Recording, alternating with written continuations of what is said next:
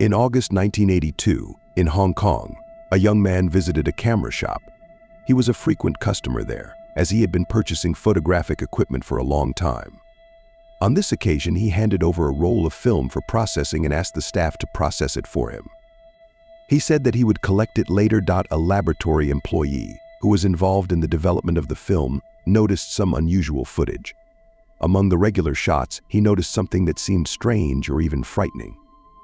He showed these images to his supervisor. At first, his colleagues thought that these were staged images, but after further discussion, they agreed that it would be best to report the unusual footage to the police. Police officers arrived at the laboratory and, after reviewing the images, decided to detain the individual who had taken the photographs at the time they were received. The store where the photographs were taken was placed under police surveillance by undercover officers. On August 17, 1982, the individual in question arrived at the store. A sales assistant alerted the police, and the suspect was detained by law enforcement officials. The individual did not resist arrest and was taken to a police station for further questioning. Lam Kor Wan, the detainees, behaved in a calm manner during the interrogation and provided clear answers to the questions asked. Lam informed investigators that he had been given the film by an acquaintance who requested that he simply process it. In exchange for this service, Lam was paid HK $30 by the acquaintance. The name of this acquaintance was Chan, and he worked on a marine vessel. At the time of Lam's arrest, the acquaintance was aboard a ship while navigating. Chan promised to retrieve the film upon his return to Hong Kong. The individual in custody assured investigators that they had no knowledge of what was recorded on this film. However, the mysterious Chan failed to appear. Investigators conducted a search of the individual's residence. Lam, aged 27, resided with his mother, father, and younger brother in a small apartment. Upon the arrival of police officers and the individual in custody, their parents and brother were engaged in dinner activities. A thorough search of the residence confirmed the officers' suspicions. Based on the findings, it appears that the individual may have been involved in a serious crime. Specifically, the film developed at the laboratory revealed body parts separated from the torso, along with excised female breast tissue and genitalia. Investigators found several containers in the closet of the brothers' shared room.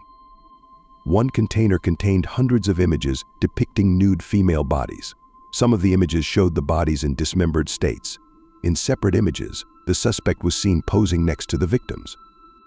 Another container contained two containers, one containing a vaginal area and the other containing a severed breast gland.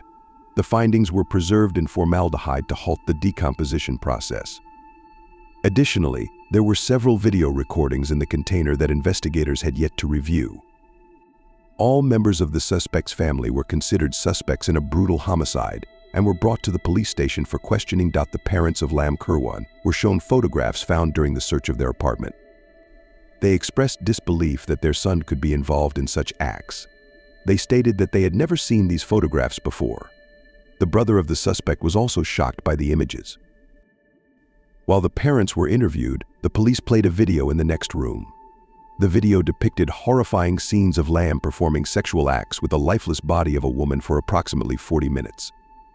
Following this, the murderer dismembered the body, recording each step on camera.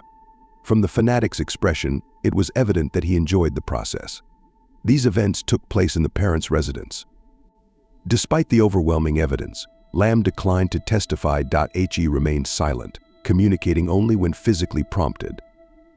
Meanwhile, the investigative team reviewed police records from the previous year regarding missing women in Hong Kong and its environs, as well as cases of unidentified female bodies found deceased. It was discovered that in February 1982, construction workers constructing a bridge over a river came across the dismembered remains of a woman. On February 3rd, the head of the body was located in the river, followed by the arms and legs the following day. This was the perpetrator's first known victim. The individual in question had worked as a taxi driver, and all his victims were clients. The taxi driver perpetrated his first homicide on February 3rd, 1982. He picked up a young woman near the Tsiem Shai Tui restaurant. Her name was Chan Feng Lan, and she was meeting with her sister and friends following work.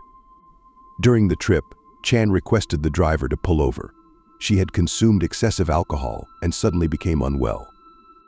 The woman opened the door to vomit. She then decided to return to the restaurant and asked the driver to take her there, but after a few minutes, she changed her mind again and requested that the route be changed to her original destination. According to the driver, the client's drunken behavior angered him. He stopped the vehicle on the side of the road, moved to the back seat where the client was sitting, removed a piece of electrical cable from his pocket, and started to choke the client. After that, he brought the body of the deceased woman to his residence and hid it behind the sofa in the living area. It is worth noting that it was an early morning and the family members were still asleep. When they left for work, the driver took money from the deceased's wallet and went to the store to purchase a power saw. Upon returning home, he took some photographs of the deceased as a memento. According to his account, he also conversed with the deceased for a while. Chan, a suspect in the murder of a woman, explained that he believed they would make a good couple. He then proceeded to remove all clothing from the victim's body and divide it into 7 parts. The genitalia were removed, placed in a plastic container, and covered with rice vodka, as Chan did not have formaldehyde at his disposal. The remains of the body were wrapped in newspapers and stored in plastic bags, with the entire process filmed on camera. Chan subsequently disposed of the plastic bags containing the tools used to commit the crime in the Shinkum River. For the first time, he experienced intense sexual arousal after completing the act. His next crime occurred approximately 4 months later, on May 29th. On that day, Chan hailed a cab driven by Lam, who followed a similar pattern. After attacking the victim, Lam handcuffed her to a doorknob while Chan begged for mercy. However, Lam strangled the victim with an electrical cord and brought her body home while his parents and brother were at work, having prepared for this event. After intercourse, which lasted approximately 40 minutes, the perpetrator began the dismemberment process. Using a surgical scalpel, he removed both breasts and the scapular region of the body for embalming purposes.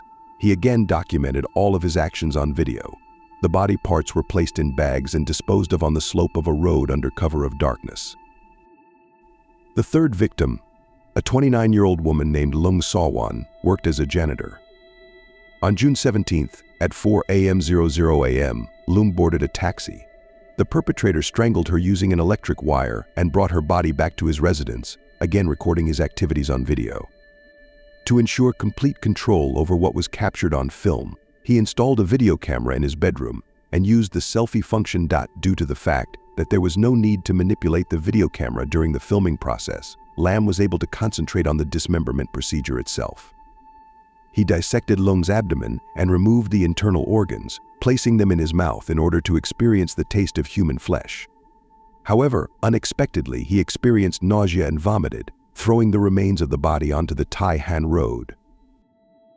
The fourth and final victim of the perpetrator was a 17-year-old student at St. Andrew's School, Lung Wai-su. Following a party at the Sheraton Hotel, she took a taxi at approximately 11 p.m. to return to her residence on Valley Road.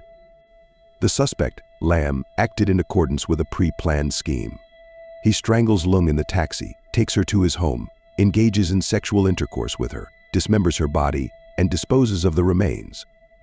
All of the attacks occurred on stormy days when heavy rainfall was present. You may have a question regarding how the perpetrator could have committed such acts without being noticed by other residents of the building. During the process of dismemberment with an electric saw, there would likely have been significant blood evidence left behind in the residence.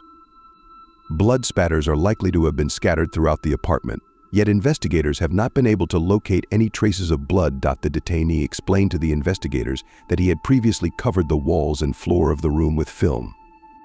Prior to dismemberment, he had hidden the bodies in a sofa. The following question arises: where did Lam produce the disturbing photographs found in the apartment? Why did none of the employees of other photo stores notify the police about it earlier? According to Lam, he had attempted to produce photographs in various locations. He often received questions from photo store employees regarding the strange photographs. He dismissed them, claiming he was pursuing a medical education and had taken photographs in morgues during an internship. Lam was born in Hong Kong in 1955, and from 1957 to 1962 his father worked for an oil company in Brunei. During this time, the boy attended a public primary school and grew up as an introverted child with no friends among his peers. In the 70s, his father established a motorcycle store, which required a significant amount of work. The father requested his son to assist after school. The boy began to experience difficulties with his academic performance. He frequently quarreled with his father. In the beginning of 1973, following another conflict, the father expelled his son from the home. At that time, Lam was 21 years of age. The young man was arrested for attempted assault with a knife against a woman on the street and attempted rape. The case was not brought to trial. Lam was hospitalized for treatment, spending 3.5 months there. According to his mother, during his teenage years, Lam experienced difficulties communicating with girls and was shy. During the ages of 10 to 12, he attempted to remove the underwear of girls he knew, which caused his mother to reprimand him for inappropriate behavior.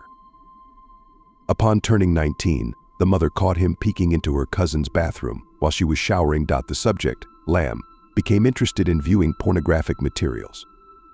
After acquiring his first camera, he began to secretly enter public restrooms and take photographs of women in the toilets. On some occasions, he was caught but managed to escape. During a trial that lasted 3 weeks, Lam was convicted of 4 counts of murder and sentenced to death by hanging. However, on August 29, 1984, his sentence was reduced to life imprisonment without parole. At the time of this writing, Lam is serving his life term in Shek Pik Maximum Security Prison. In a discussion with psychiatrist Dr. Green, Lam claimed that God himself instructed him to commit these acts of violence.